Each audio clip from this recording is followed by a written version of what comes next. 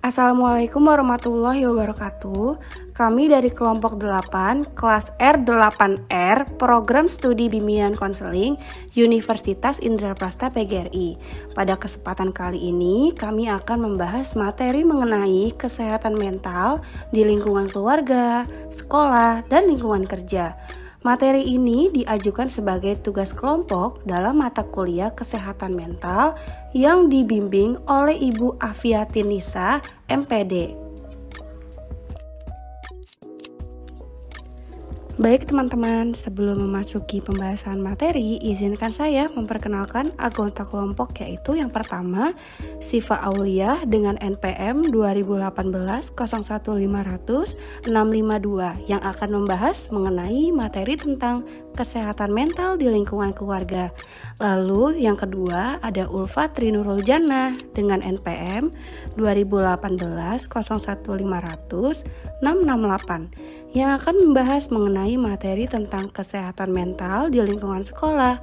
Lalu yang terakhir ada Fitri Evilia dengan NPM 2018-01500670 yang akan membahas mengenai materi tentang kesehatan mental di lingkungan kerja. Selamat menyaksikan. Yang pertama adalah kesehatan mental di lingkungan keluarga. Menurut Wardianingrum tahun 2014, keluarga merupakan suatu sistem yang terdiri atas ayah, ibu, dan anak yang hidup bersama dengan saling berbagi kasih sayang, kebahagiaan, saling melindungi, kerjasama yang terbentuk karena adanya unsur pernikahan yang sah menurut hukum. Sedangkan menurut Junaidi tahun 2000, keluarga adalah ikatan persekutuan hidup atas dasar perkawinan antara suami istri yang hidup bersama-sama untuk mencapai hidup kekal dan abadi dengan rasa cinta, kasih, dan sayang berdasarkan ketuhanan yang Maha Esa. Jadi dapat disimpulkan bahwa kesehatan mental di lingkungan keluarga adalah kondisi sejahtera para anggota keluarga ketika anggota keluarga sadar akan kemampuan dirinya, dapat beradaptasi dengan baik, saling berbagi kasih sayang, kebahagiaan, dan saling melindungi sesama anggota keluarga, serta dapat berkontribusi untuk lingkungan keluarganya. Selanjutnya adalah tujuan keluarga. Secara umum, tujuan keluarga adalah seperti yang dijelaskan dalam pasal 1 Undang-Undang Perkawinan, yaitu membentuk keluarga atau rumah tangga yang bahagia dan kekal berdasarkan ketuhanan yang Maha Esa. Di samping itu, Marwisni tahun 2012 mengemukakan tujuan membentuk keluarga adalah A. Memberi ketentuan hak dan kewajiban kepada pasangan yang terjalin dalam perkawinan tersebut. Hanya boleh bersetubuh dengan pasangan sahnya tersebut. B. Mengatur dan memberikan ketentuan hak dan kewajiban perlindungan serta pembinaan kepada hasil persetubuhannya, yaitu anak-anaknya. C. Saling memenuhi kebutuhan psikologis, yaitu ketentraman, kebahagiaan, dan cinta kasih. D. Saling memenuhi kebutuhan akan sandang, pangan, papan, harta, pendidikan, dan kesehatan, serta keberadaan keluarga, status, dan gengsi anggota keluarga. E. Saling memenuhi kebutuhan biologis atau seksual.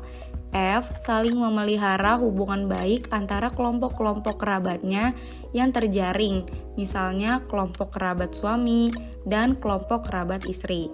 Kemudian, fungsi keluarga.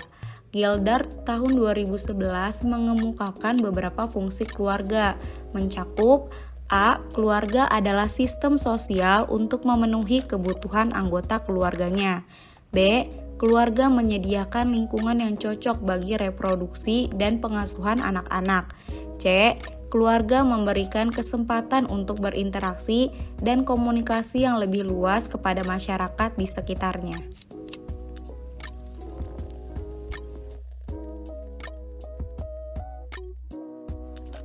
Selanjutnya adalah bentuk-bentuk permasalahan kesehatan mental dalam keluarga. Yang pertama adalah masalah komunikasi, yang kedua sikap egosentrisme, ketiga masalah ekonomi, 4 masalah kesibukan, 5. Masalah pendidikan. 6. Masalah perselingkuhan. Dan terakhir, yang ketujuh adalah jauh dari agama. Cara menjaga kesehatan mental di lingkungan keluarga. Yang pertama, terapkan gaya hidup sehat bersama. Untuk mendapatkan mental yang sehat, kita dapat melakukan dengan tetap menjaga kualitas kesehatan fisik. Yang kedua, tetap saling terhubung. Koneksi sosial dapat menjadi titik pencerahan bagi hidup seseorang.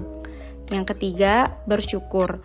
Mengakui hal-hal yang didapatkan dengan cara mensyukurinya adalah salah satu cara untuk meningkatkan kebahagiaan.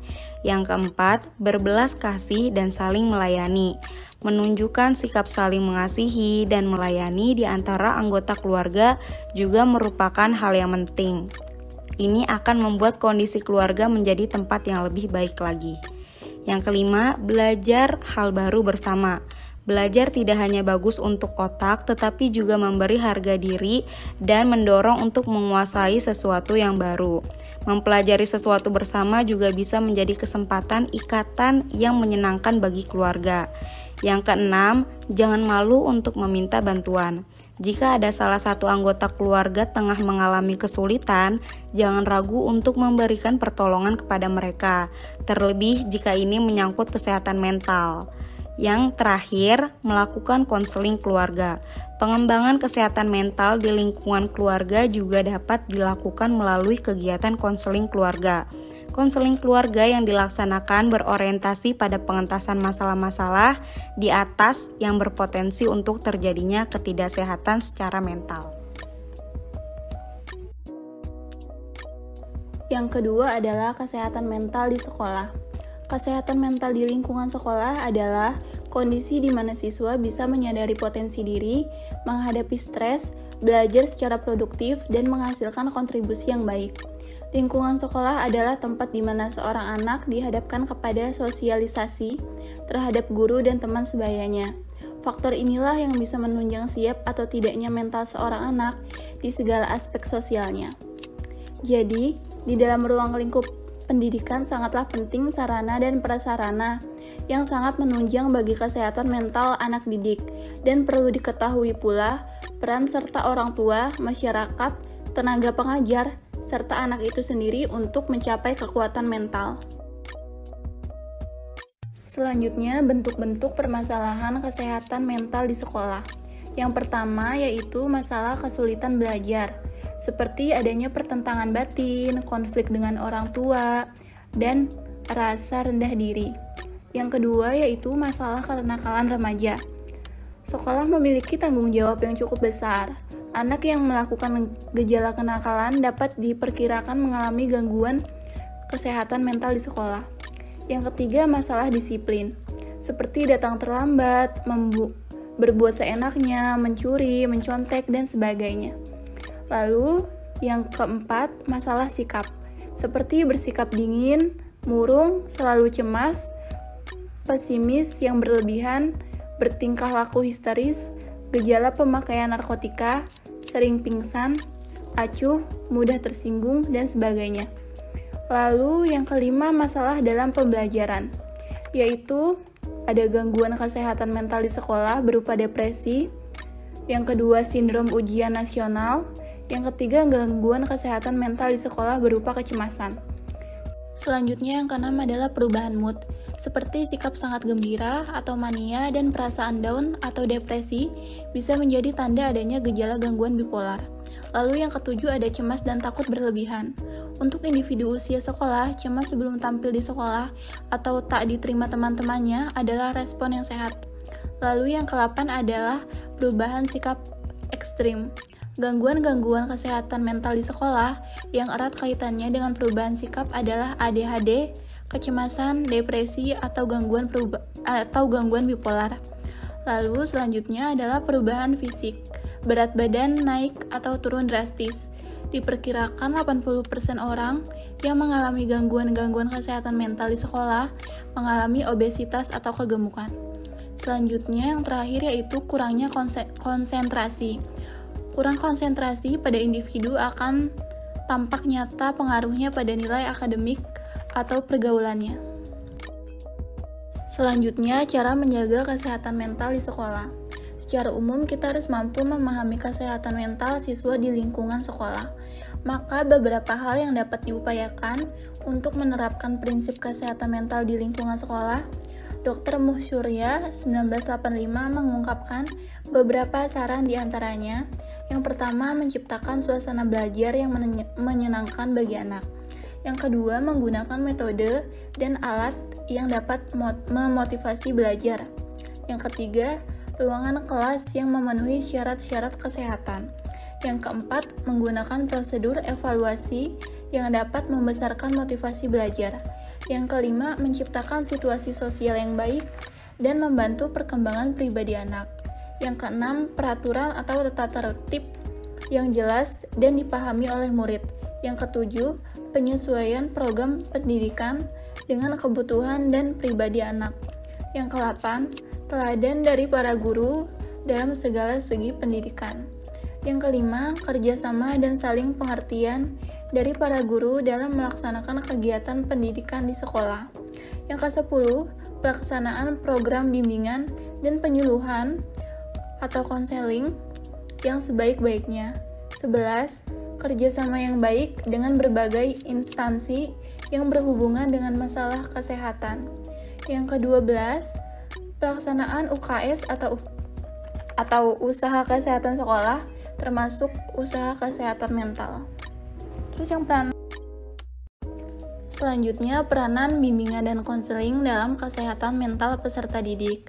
Pentingnya dalam lingkungan sekolah yang notabene memiliki banyak anak didik yang beragam perilaku, sifat, dan juga sikap. Setiap sekolah berperan penting tidak hanya dalam mendidik, namun juga bagaimana perannya dalam kebutuhan mental. Contohnya adanya seorang guru bimbingan atau disebut dengan bimbingan dan konseling.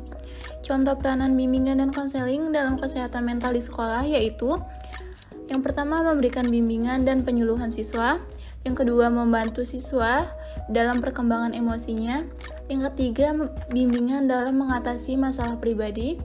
Yang keempat, membantu siswa dalam kehidupan sosial. Yang kelima, mengarahkan siswa pada pergaulan yang sehat. Dan yang terakhir adalah membantu siswa dengan kesehatan jasmani. Baik, selanjutnya yang ketiga di sini ada kesehatan mental di lingkungan kerja.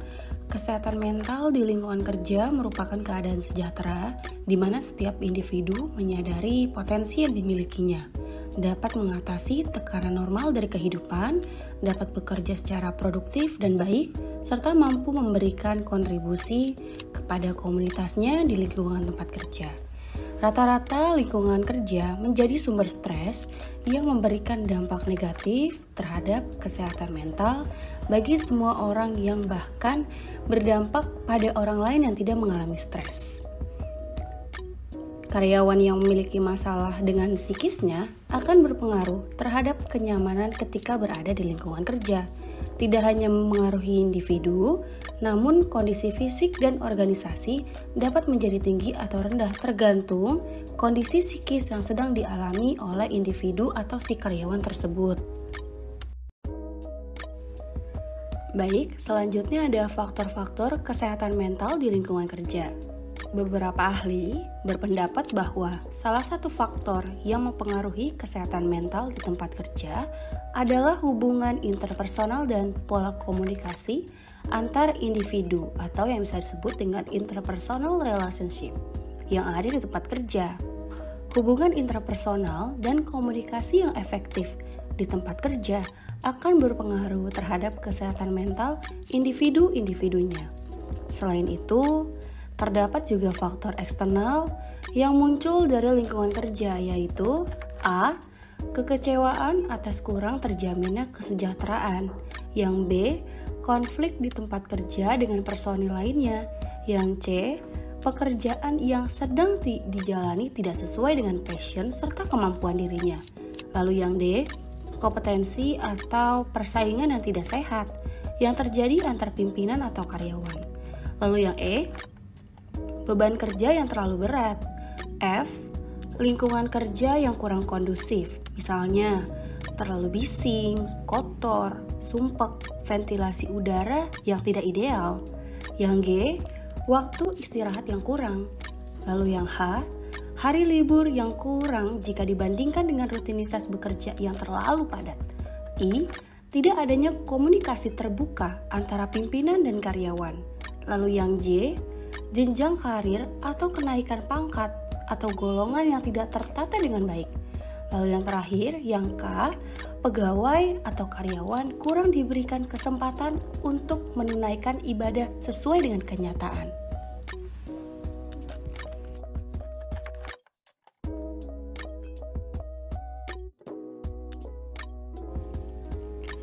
Baik, untuk slide selanjutnya, di sini ada jenis-jenis gangguan mental di lingkungan kerja. Berikut jenis-jenis gangguan atau penyakit mental yang rentan untuk dialami oleh para pekerja, yaitu yang pertama ada depresi, yang kedua ada gangguan kecemasan, yang ketiga ada bipolar, yang keempat ada ADHD atau Attention Deficit Hyperactivity Disorder. Yang pertama ini ada depresi. Gejala depresi biasanya berawal dengan rasa sedih atau tidak peduli yang dirasakan dalam lebih dari 2 minggu. Lalu yang kedua ini ada gangguan kecemasan atau anxiety disorder. Kejadian traumatis di masa lalu dan stres jangka panjang juga bisa jadi penyebab seseorang mengalami gangguan kecemasan kronis. Bahkan, kondisi ini juga bisa disebabkan karena kondisi medis tertentu. Lalu selanjutnya di sini ada bipolar. Gangguan bipolar adalah gangguan mental yang menyebabkan perubahan suasana hati, energi, tingkat aktivitas, konsentrasi, serta kemampuan untuk melakukan kegiatan sehari-hari. Untuk kondisi pengidap berkisar pada periode perilaku yang sangat gembira atau bersemangat menjadi sangat sedih atau seperti putus asa. Nah, nama lain dari gangguan bipolar ini adalah manic depresif. Lalu yang terakhir di sini ada ADHD atau Attention Deficit Hyperactivity Disorder. Saat di tempat kerja, biasanya karyawan yang mengalami gangguan ini akan sulit mengorganisasi pekerjaannya. Bahkan, komunikasi juga akan sulit dilakukan karena biasanya mereka akan susah paham dengan instruksi dari atasan dan mudah berselisih dengan rekan kerja.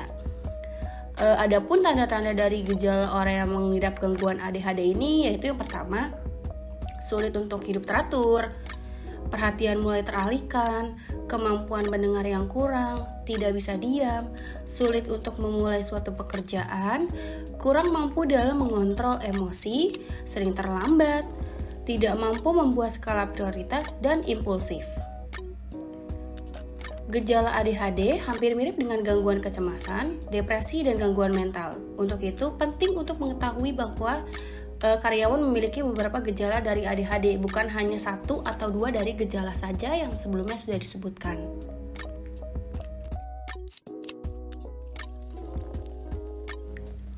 Baik, untuk yang terakhir di sini ada upaya-upaya yang menangani kesehatan mental di lingkungan kerja. Yang pertama, berbicara ke pihak HRD atau Human Resource Department. HRD adalah divisi yang memiliki kewajiban untuk mendengarkan keluh kesah karyawan terkait pekerjaan dan lingkungan bekerjanya. Jadi, jika kita merasa hal-hal seperti hubungan kerja dengan atasan atau rekan kerja sudah masuk ke level yang tidak sehat, kita bisa langsung berbicara ke HRD untuk meminta solusi. Lalu yang kedua, menerapkan pola hidup sehat. Olahraga yang teratur, pola makan yang seimbang, dan tidur yang cukup bisa menjadi cara untuk menjaga kesehatan mental. Dengan pola hidup yang sehat, pikiran menjadi lebih segar dan tubuh pun menjadi semakin bugar. Yang ketiga, di sini ada memiliki hobi. Dengan memiliki hobi, kita bisa mengalihkan pikiran dari berbagai hal yang tidak disenangi atau yang menjadi beban pikiran dengan cara yang lebih sehat. Hobi yang dapat dipilih bisa merupakan hobi yang juga bisa meningkatkan skill atau menambah skill baru. Contohnya seperti merajut, menjahit, atau lain dan sebagainya. Lalu yang keempat, konsultasi ke psikolog. Berkonsultasi ke psikolog bisa dilakukan oleh siapa saja dan kapan saja. Tidak harus menunggu ketika gejala gangguan mental sudah parah. Justru dengan berkonsultasi lebih awal, kita bisa lebih cepat mendapatkan penanganan untuk berbagai gejala penyakit mental yang sedang dialami. Dan yang terakhir, bercerita ke orang terdekat. Jika belum siap untuk mengunjungi psikolog, kita bisa mulai dengan menceritakan ke orang terdekat, baik itu orang tua, sahabat, atau pasangan. Dengan menceritakan ke orang-orang terdekat, dapat mengurangi sedikit dari beban pikiran karena ada yang mendengarkan dan mungkin juga dapat memberikan solusi dari masalah.